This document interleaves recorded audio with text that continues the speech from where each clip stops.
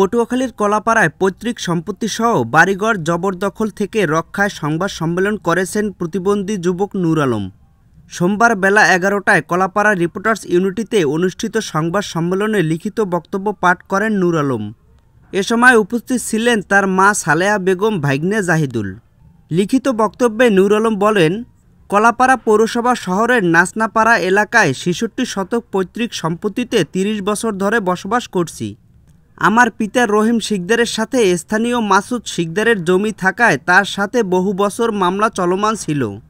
মহামান্য হাইকোর্ট থেকে রায় প্রাপ্ত হইয়া আমরা শান্তিপূর্ণভাবে ওই জমি ভোগ দখল করা অবস্থায় আমার পিতা মৃত্যুবরণ করেন।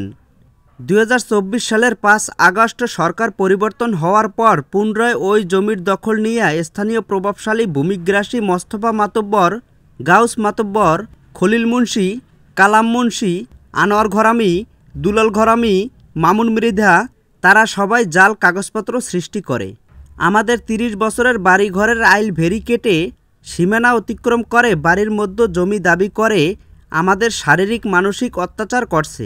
প্রতিনিয়ত ভয় ভীতিসহ জীবননাশের হুমকি দিচ্ছে। বিষয়টি ইতিমধ্যে থানা পুলিশ সহ স্থানীয় সেনাবাহিনী কমান্ডারকে অবহিত করা হয়েছে। সংবাদ সম্মেলনের পর আবারও হামলাসহ প্রাণনাশের শঙ্কার কথা তুলে ধরেন নূর হোসেন। বলেন, বর্তমানে আমি পরিবার নিয়ে চরম নিরাপত্তাহীনতায় ভুগছি।